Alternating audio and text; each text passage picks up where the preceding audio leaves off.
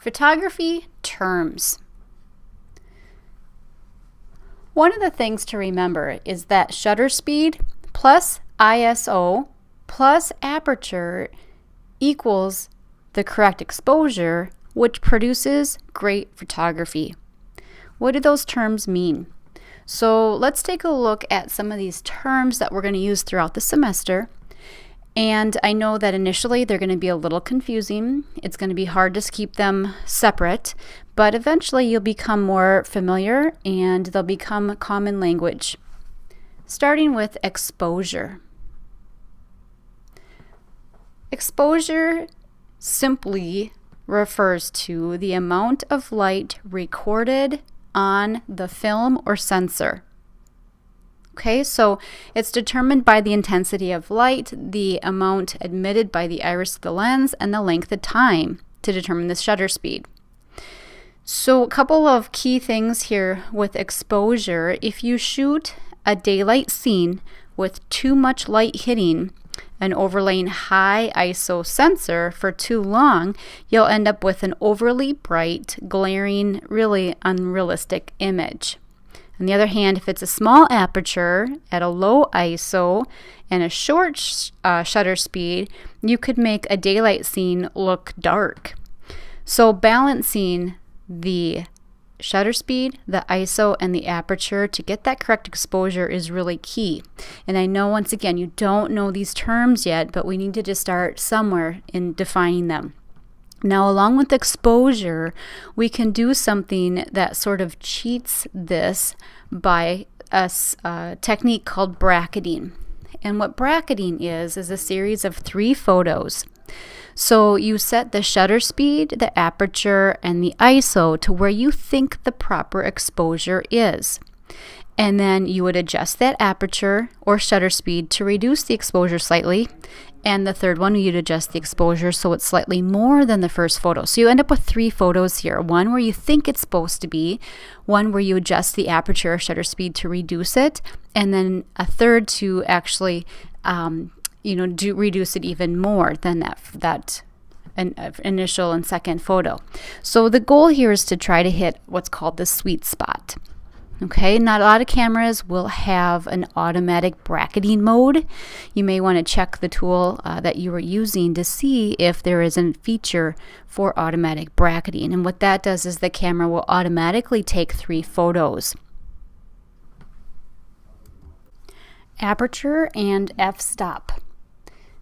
The small opening that allows light to pass through the lens of a digital camera is called the aperture. Of course, a larger aperture lets more light in. We also refer to the aperture as the f-stop. This is the name that photographers use when discussing the different sizes of aperture. What aperture does is it manipulates the depth of field. So when we talk about an f-stop, we're talking about the size of the aperture. So we can go from quite a range, and it really depends on the camera that you are using. So you can go as sizes of f, and you call them f/ or f.95, which really only a few cameras have this or are capable of this size, to an f128. Now the higher the f-stop equals the smaller the aperture and less light gets in. It is said that each increment on the standard scale represents an aperture that allows half as much light to get through. So an f8 allows half as much light to get through as an f5.6. Like I had mentioned, the higher f-stop equals a smaller aperture, which means less light gets through. Let's take a look here at a graph. So in this chart, you see the different f-stops. And remember, the aperture is a manipulation of light. The f-stop is the size of the aperture. So like I mentioned, we can have quite a range here. What you see is pretty standard in this one. And the other thing that f-stop does is it manipulates the depth of field.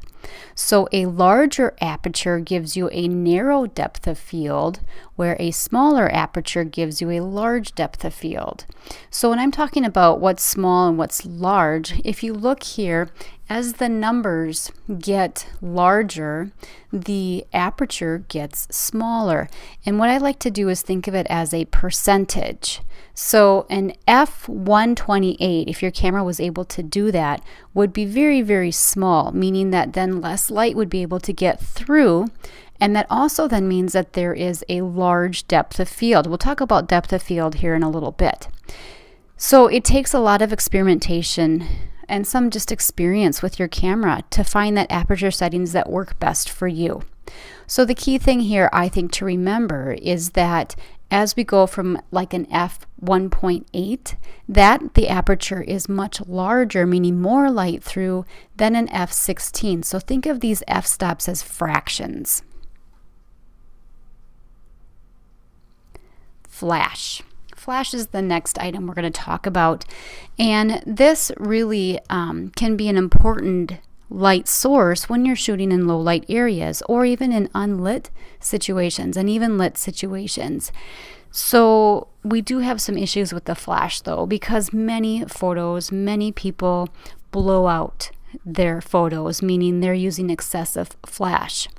So there is a time and there is a way to use a flash, but you have to be really careful with it. So a couple of tips here as we start out in photography is, number one, back away from the subject and instead zoom in if you need to use your flash. It might be a good idea to put a white tissue paper over the flash, and what this does is then diffuses it and softens that flash. You might be able to reduce the intensity in a setting in your camera, and so that would be worth exploring to see if you can pull back on that flash a bit. And last, in many point and shoots, if you have no control over that flash, putting your fingers over the flash can help diffuse it, can help reduce its intensity. This really is a hit or miss method, but it can work. As you become more advanced, you'll learn how we can bounce the flash off of reflective surfaces and do some really interesting things with our photos. Depth of field is the next item we are going to discuss. So depth of field basically is a distance range in a photo that either includes portion of an image that are at least acceptably sharp, or a large depth of field can be where everything is in focus. So we have a direct relation to our aperture. A larger aperture, something like an f1.4, gives us a narrow depth of field, where a smaller aperture, something like an f32, gives us a large depth of field. And here you can see a chart that kind of explains that visually. So we said the large aperture gives us a shallow depth of field. Small aperture gives us the greatest depth of field. And remember, with aperture, the larger the f-stop number, the smaller the aperture. Think of it as a percentage, like 1/22. So with the depth of field, it can be quite a range, and it can be from extremely narrow, for example, like a flower. If you're taking a photo of a flower where only one petal is in focus and the rest of the flower itself is out of focus, as is everything in the background. Or we can have what they would call an infinite, or a very large depth of field, like a landscape, where all of the flowers in the field are crisp and in focus. Something that we can use to figure out that depth of field is called the circle of confusion. Now, if you don't like math, you're not going to like to deal with that. So the circle of confusion is calculating the depth of field mathematically. We will look at this in more detail when we cover our lesson in depth of field. Really, the main point here is to just experiment with your camera and a variety of f-stop settings. We have, again, that chart just to look at. It might be a good idea to find a chart like this and just to learn it. Here's an example, a bit more visual here. And this was taken from a website, Cambridge in Color, which is really great for photography information.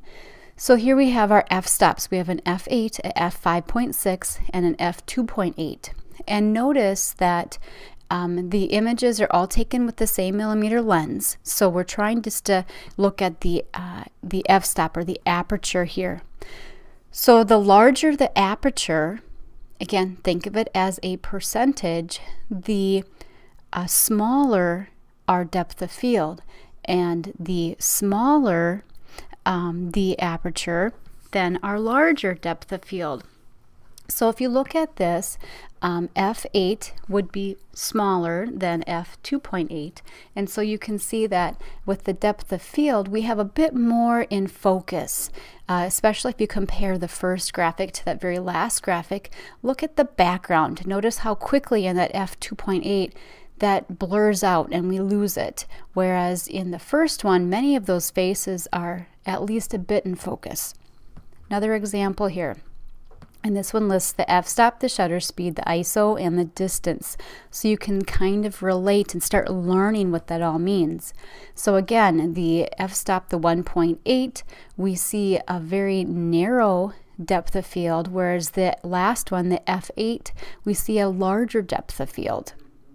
So you're really looking at what's in focus, how much of my picture is in focus, which leads us to our next topic on focus. So focus is basically adjusting to produce a sharp image. And it's a function of the camera's lens and the current aperture setting. So objects that are in focus are crisp and clear. Objects that are out of focus are blurry. We can use a couple different tools as far as focusing on our image. One is a manual focus, and this is using the focus ring. We also might have an autofocus. Our cameras might have an autofocus, and that's where there's a system that sets the camera sensors to detect the subject's distance as a motor automatically adjusts the focus. This has limitations, so many times you want to go to that manual focus. Some cameras might also have what's called a continuous focus. The continuous focus, more seen in those advanced cameras, and that's where the camera is smart enough to track moving objects and keep them in focus no matter where they go. So it sort of follows them around. One thing that some of you will learn because of the limitations your camera has is what's called game the focus. And this is just where we force the camera to focus on an object that's at that proper distance, and then we get ready, and then we're able to take the actual photo of an entirely different subject that moves into that same distance. Okay? So again, if we look at an overview here of a camera, we can see that focus ring right there on the lens, and that's what most will tend to use. ISO, moving on to our ISO number. So ISO stands for International Standards Organization. That's where we get the I, the S, and the O. And it really controls the amount of light that gets into the camera. It's a measure of light sensitivity, or the camera's sensitivity towards light. It was originally referred to the sensitivity of a given film type, or we called it the speed of the film. And now we call it kind of the speed of the film or the sensor. So when you hear ISO, think of light sensitivity. At a high sensitivity, more light is sensed within a given period of time than at low sensitivity. So high sensitivity is considered faster. And here's where we see those old film. Some of you might remember the higher versus the lower numbers, and you had different numbers for different daylight type settings and different activities. This is typical numbers that we see on our camera as far as ISO. So high ISO is faster, more sensitive setting. There are some limitations here that happen with ISO. So at a lower number, say the 100, so if I have my ISO set at 100, you can see what happens there versus the ISO that's set at 3200. So the high ISO, the thing that happens here is that we get digital noise. Back in the film days, we called it grain. So our photos are grainy. They kind of look bad. And that's what happens when we have our setting at a high ISO. So we sometimes have to go to that high ISO, for example, sporting events or something else that's moving very fast, has fast action. We typically have to have a high fast ISO number. This one's great for comparing the different ISOs. So 100, 200, 400, 800, 1632, 464, and then extreme 25,000. You can see all the digital noise that comes up. So the key thing to remember with ISO is, again, it's a sensitivity to light. And one of the most important things a photographer can learn is how to get the best quality shot in a given lighting situation or condition with the lowest ISO setting. The lower you can keep your ISO, the better your photo is going to be. However, you have to consider the light in the environment. So at the low, it's less sensitive to light. At the high, it's more sensitive to light. So at the higher, you're going to capture more light. Basically, at night, you would shoot at a higher ISO. Less light needed for good exposure. But problem with that high ISO is that you get that noise or that grain. Low ISOs, great, good exposure, but you need to have more light there. The environment has to have more light for you. Next item we're going to talk about are lens. So lens basically is probably one of the most important parts of the camera. On less expensive cameras, the lens is built into that camera body. On the upper end cameras, when we start talking about SLRs, single lens reflex, you may see DSLR, which means digital single lens reflex. Those cameras have interchangeable lenses. So, an important factor in choosing a lens is the focal length. So focal length, that length of the lens, it's always measured in milliliters. Average that you start with typically 50 millimeter. And that allows you to be between 33 to around 65 feet from the camera, or 10 to 20 meters. You can get wide angle lenses, which give you a shorter focal length. You can get telephoto lenses, which can go, basically hundreds of millimeters. And it's really like a telescope on your camera. So one of the things to remember, and it may be difficult at first, but you want to try to turn off your digital zoom on your camera. Many cameras have it automatically on, and so you may have to hunt through your settings, but that digital zoom, basically the camera is just enlarging the pixels to make the subject seem closer, and you're really reducing the image quality. So it's a great idea just to turn that digital zoom off and don't turn it back on. You can see a lineup here of the different lenses, and if you just Google photography and lenses, you're going to come up with lots. You can see this is where a lot of photographers spend a lot of money on different types of lenses. I remember I said the 50 millimeter is probably the most common that most people start with. And here you can see the different sizes as well. Next item is shutter speed. So we have talked about aperture, which defines how much light gets in. We've talked about ISO, which determines the light sensitivity of the camera sensor. The third piece of this whole equation is the shutter speed, how long the shutter remains open to allow light to come in. And it's given in fractions of a second. So you commonly shoot at 1/500, or what your shutter speed would be. Slow shutter speeds don't just allow more light through, but they can also cause blurring. So what you would have to do with a slow shutter speed is to anchor yourself, your arm, or get a tripod so that the camera stays steady. Again, we'll talk about these items much more in detail as we come to this module throughout the semester. So faster shutter speed, items that are moving very quickly, we can grab. Slow shutter speeds, obviously the shutter remains open longer. Here are some examples of slow shutter speed and fast shutter speed. As you can see here in the slow shutter speed, we get fluid movement. So whether it's water in a waterfall, getting a very blurred effect, or lights. So I would encourage you guys to check this link out. It is posted under your resources for this week. A lot of really fun things that you can do there. And on the opposite end, is the fast shutter speed. So fast shutter speed grabs that action. We can capture things that a lot of times our normal eye and brain can't comprehend. So you can get some really great photos of things that we normally would not see.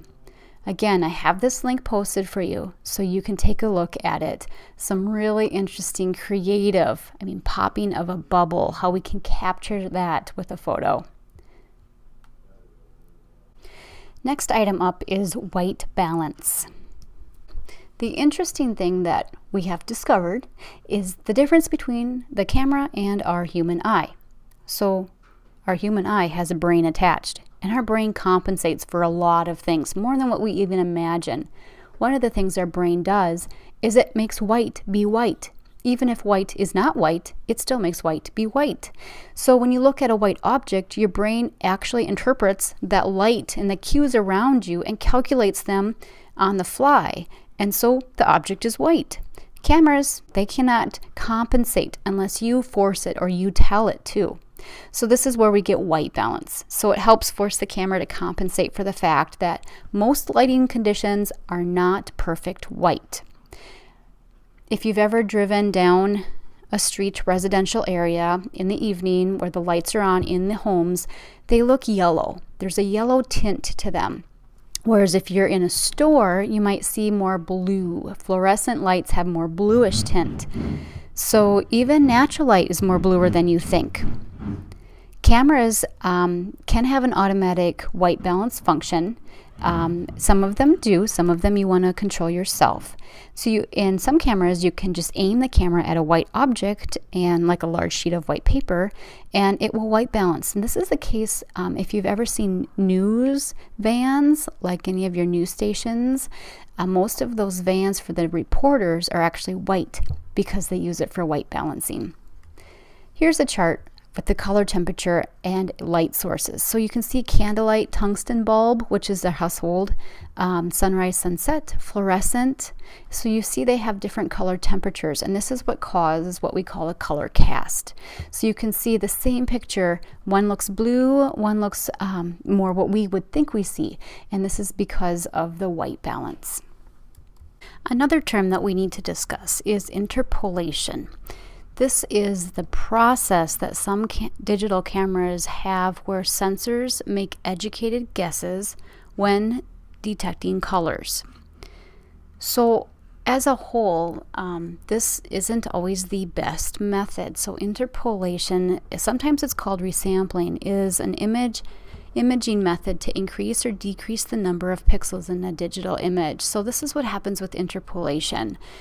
The computer or the camera makes up information. So if you see our original on the left, in the middle, if we were to apply interpolation, there's a bunch of question marks there, and those are the things that are just made up. They are pulling them off of the neighboring pixels. So be cautious if you see the interpolation option. Post-processing. This is something that as you know, photographers, we utilize adjusting photos with image editing software to either improve a poorly exposed image or correct something. As beginners, a lot of times they'll go into Photoshop and use some post-processing to adjust brightness or contrast or just do some color balancing. And it's a great way to make a poor photo passable or decent, or make a good photo look great. More advanced users in Photoshop know how to play with color channels, apply special effects, or make a composite out of multiple photos. So there really is no limit to the creative things that you can do.